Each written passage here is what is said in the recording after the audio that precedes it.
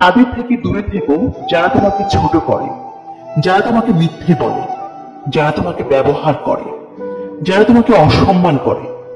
সবচেয়ে বড় অভাব হলো আপনার ভিতরে কিছু কথা জমে আছে, কিন্তু সেগুলো শোনার মতো উপযুক্ত মানুষ না থাকা। নিজের দুঃখ কষ্ট অন্যের কাছে প্রকাশ করতে নেই। সমবেদনার সুরে সবাই মজা নেবে, সুযোগ পেলে উপহাস করবে, আর সময় মতো আঘাত করবে।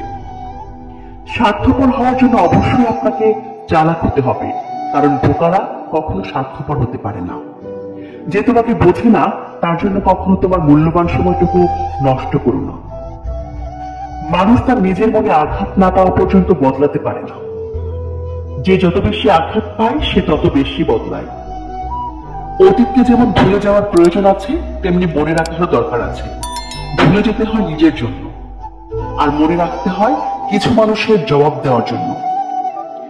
যে আঘাত পায় সে নীরবে সয়, আর যে আঘাত দেয় সে কখনো বুঝতে পারে না তার আঘাতের অন্যের ভেতর কতটা ক্ষত তৈরি হয়।